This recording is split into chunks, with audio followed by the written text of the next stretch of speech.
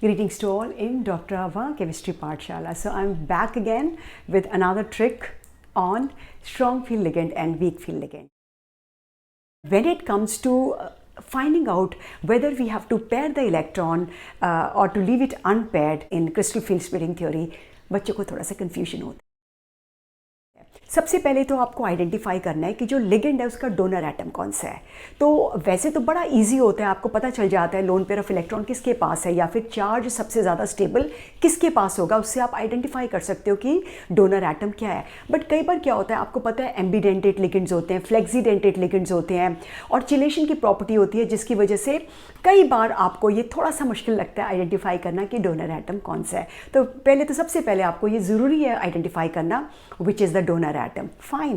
Once you have identified the donor atom, after that your work becomes very simple.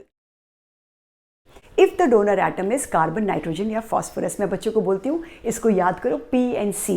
I have an account in PNB Punjab national bank. So मैं बच्चों को बोलती हूँ PNB से PNC बना लो और bank क्या है, bank is got money, money is got something good. I know it's very weird, but हम ऐसे ही याद करते हैं, हम ऐसे ही याद करते हैं. आपको अच्छा लगता है तो आप भी ऐसे याद करो, नहीं तो आप PNC प्यारे नाथ चाहिए, प्राण नाथ चाहिए, जो आपको ठीक लगे आप बना सकते हो. इस PNC आपको ध्यान रखना है फॉर स्ट्रॉन्ग फील्ड लिगेंड. तो अगर जैसे कि आप देख रहे हो ये लिस्ट,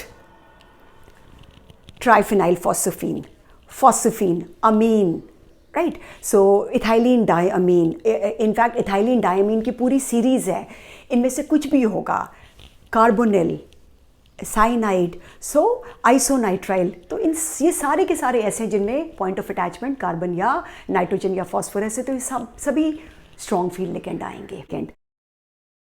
सो वीक फील्ड लिगेंड में ये है कि जब point of attachment sulphur, oxygen, halogen, halogen को मैंने एक्स से बोला है, सो आप याद करिए सॉक्स है. आई आस्क किड्स कि याद रखना dirty socks, right. So not a good thing. So weak field ligand. So आप कुछ और भी कर सकते हो, ऑपरेटिंग सिस्टम से भी कर सकते हो, एक्स ऑपरेटिंग सिस्टम, जो आपको सही लगे आप यूज़ कर सकते हो. निमोनिक नहीं तो आप सीधा सॉक्स याद करो.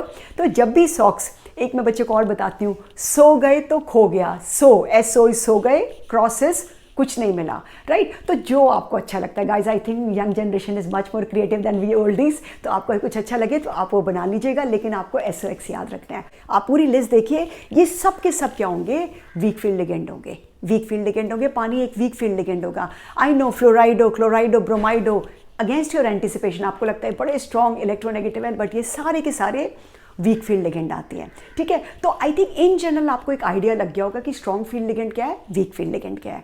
लेकिन chemistry is always incomplete without exception. करते हैं, पहले तो आपको बता दूं, ये जो कंपाउंड है ना, हेक्सा अमीन क्रोमियम, बच्चे कहते हैं मैम ये एक्सेप्शन है.